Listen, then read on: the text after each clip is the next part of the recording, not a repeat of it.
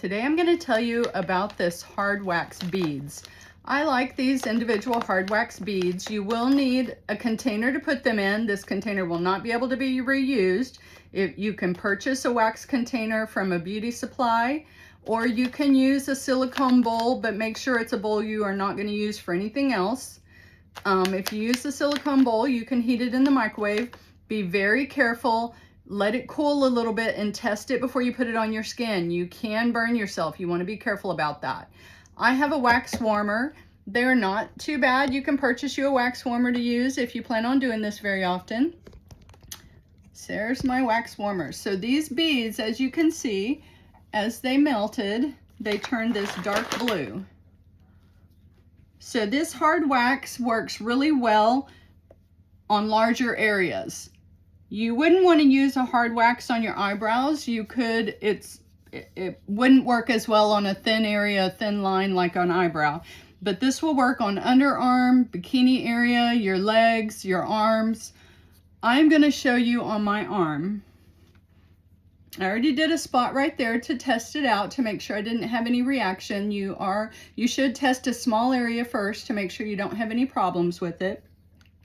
I also like to put just a very small amount of coconut oil on my skin, just to kind of help as a barrier between my skin and the wax.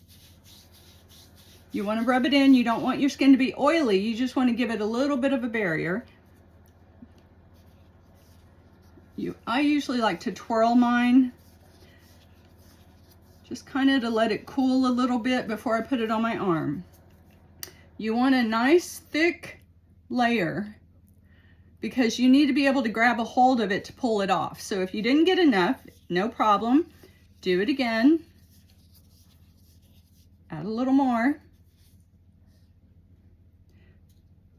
You want to go the direction your hair is, but rub it in firmly. You want it to attach to that hair. So as you can see, it needs to cool.